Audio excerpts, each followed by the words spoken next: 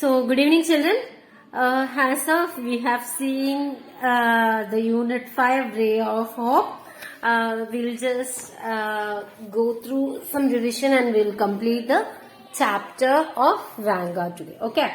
So, the Ray of Hope. What is Ray of Hope? Ray of Hope is something that holds the promise of hope. Am I right? Yes. So, promise of hope means, if we are in some darkness, we feel some lights through the holes of the darkness. So, when we are in struggle, somebody is coming to helping us. So, we need the hope for that. So, that was the one of Ray of Hope. So, in this, the first chapter is Vanka by Anton Chekhov. It's a short story. So, who is an Anton Chekhov? Anton Pavlovich Chekhov was a Russian playwright and a short story writer who is considered to the one of the greatest writers in the world. And his famous notable works are A Dairy Story, Ivanov Peasants, The Bear, The Black Monk, The Cherry Orchard. Okay, so the Vanka. Vanka is it's all about a 9-year-old boy. Am I right? It's all about the 9-year-old orphan boy story. And he was apprenticed to the shoemaker Alyakin. It was only 3 months since he reached the shoemaker's house in Moscow, where the master Alyakin, the mistresses and the other senior apprentices treated him cruelly. Vanka wanted his grandfather Konstantin Makarich to come and save him from the cruel master. So what he decided? He decided to write a letter secretly to his grandpa, explaining his miseries and requesting him to come and save him. So without going to bed on the Christmas Eve, Vanka waited till the master and others had gone to the church. Then he took from the cupboard a bottle of ink, a pen with a rusty nib, and a crumpled sheet of paper to write a letter. So he was very much afraid and looked many times anxiously at the door and window before started to write the letter to make sure that no one was watching him. So Vanka's grandfather, Konstantin Makarich, was a night watchman at Zivara's estate. So in this, he described about his grandfather, how he was, how he looks like. So he was a small, lean old man, about 65 years, and made company with cooks and kitchen maids. He had 2 dogs named Kasata and Eel. He sent Vanka to Moscow after Vanka's mother Pelagia's death to teach him shoemaking. But how his life was in Moscow? But his life in Moscow at the shoemaker's house was worse than a dog. He didn't get enough food or time to sleep. Once the master beat Vanka with a strip-up strap because by mistake he slept while he was rocking the baby.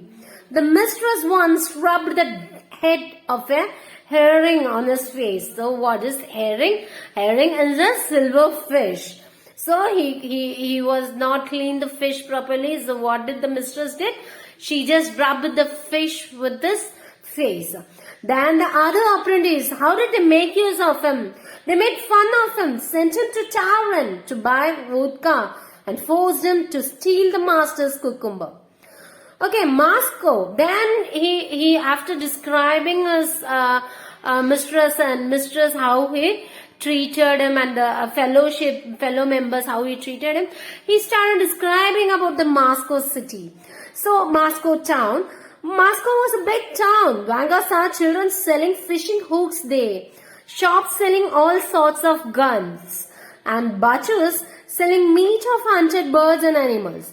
Okay, so while writing, Vanka thought about cutting and decorating the Christmas trees and other celebration in his village. So he was recollecting his past memories and he was missing those days.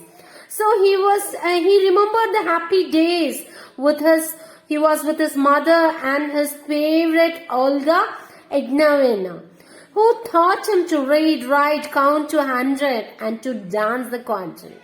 So Vanka begged his grandpa to come and save him from the mysteries. He offered to help him and pray for him.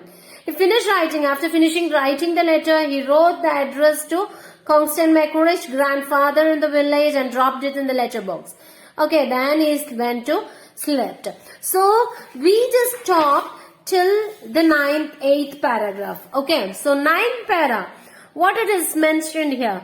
Dear Granddad, when they have a Christmas tree at the big house, take a glittered nut for me and put it away with the grain chest. Ask Miss Olga Ignatyevna. Tell her it's for Vanka.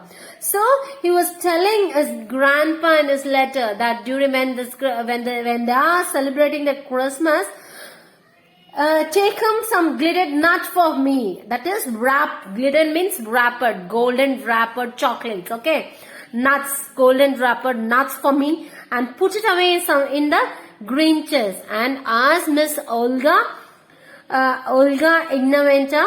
Tell her it's for Vanka. Okay, so tell her that the chocolate, the glittered nuts is for Vanka. Then Vanka gave a sharp sign and once more gazed at the window pane. He remembered his grandfather going to get a Christmas tree for the gentry and taking his grandson with him. Oh, what happy times those had been! Grandfather would give a chuckle, and the frost-bound would chuckle, and Vanka, following their example, chuckled too. Before chopping down the fire tree, grandfather would smoke a pipe, take a long pinch of snuff, and laugh at the shivering Vanka. The young fir trees, coated with frost, stood motionless, waiting to see which one of them was to die. And suddenly a hare would come leaping over a snowdrift, swift as an arrow. Grandfather could never help shouting, "Stop it, stop it, stop it. Oh, you stub-tailed devil." So here they are describing, Vanka is describing how they are going to the forest to cutting the Christmas tree. Clear? In this chuckle, what is the meaning for chuckle? Chuckle means it's a laugh quietly. Laughing quietly without, see, it's like commenting or commenting and laugh. No, usually when you are in the class and your teacher is taking something and you are not concentrating in that, you were talking with your friend sitting near to you and you both will chuckle, means you both will laugh quietly without knowing to others. That only is called chuckle. Clear? So they are going to the forest to cutting the Christmas tree for the Genter family, for the big houses. So where they used to saw the hare, and when the grandfather used to see the hare and he told, "Stop it, stop it. Oh, subtail devil." What is called subtail? It's a small tail. Clear? Subtail means it's a small tail. Okay, 11th paragraph. Grandfather would drag the tree to the big house and they would start decorating him. So after cutting the tree, he'll drag the tree from the forest to the big houses, and once the tree reaches the houses, they'll start decorating with lights and gifts. Okay, Miss Olga Ignatyevna, Vanka's favorite, was the busiest of all. While Pelageya, Vanka's mother, was alive and in service at the big house. So what was the duty of the Vanka's mother? She was a servant in Olga Ignatyevna's house. So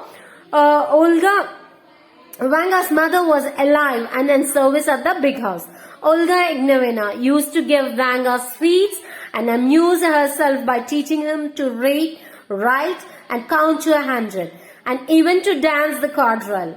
But when Pelageya died, the orphan Vanka was sent down to the back to kitchen to his grandfather, and from there to Moscow to Eliakim the shoemaker. This was a story. That is, after his mother's death only, Vanka was sent to the kitchen, and his grandfather sent him to Moscow to the shoemaker's place. Clear? This was the story behind that. Okay. So come to me. 12th paragraph. Come to me, dear granddad, continued Vanka. I beg you for Christ's sake, take me away from here. Pity me. I'm happy often. They beat me all the time and I'm always hungry. I'm so miserable here. I can't tell you. I cry all the time. And one day the master hit me over the head with a lash and I fell down and thought I'll never get up again. I have such a miserable life, worse than a dog's. And I send my love to Alyona, one-eyed Yuga, and the coachman, and don't give my concertina to anyone. I remain your grandson, Ivan Zuhau. Dear granddad, do come.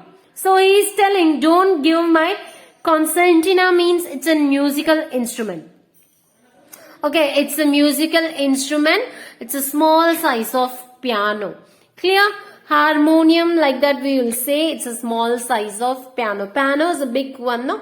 So concertina is a small one which should be played and played. Okay. So he's telling his grandfather that here they are torturing me a lot. One day my master has beaten me. I fell down. I thought I will not get up itself, but then too I wake up. So he's that much worried. And 13th paragraph, Vanka folded the sheet of paper in 4 and put it into an envelope which he had brought the day before for a kopeck. Then he paused to think, dipped his pen into the ink pot and wrote to grandfather in the village. Scratched his head, thought again, then added to Constant Mackerage. 14. So he just folded the letter, winding the letter up and then writing in top to Constant Mackerage. Before that he wrote that to grandfather in the village. Okay. Pleased that no one had prevented him from writing, he put on his cap and ran out into the street without putting his coat on over his shirt. The men at the butcher's told him when he asked them the day before that letters are put into letter boxes and from these boxes sent all over the world on mail coaches with 3 horses and drunken drivers and jingling bells. Vanka ran as far as the nearest letter box and dropped his previous letter into the slit. An hour later, lulled by rosy hopes, he was fast asleep. What is called lulled here? Lulled meaning is he just silently, that is calmly, he went asleep. So, on the stove, he was fast asleep. He dreamed of his stove. On the stove ledge sat his grandfather, his bare feet dangling, reading the letter to the cooks.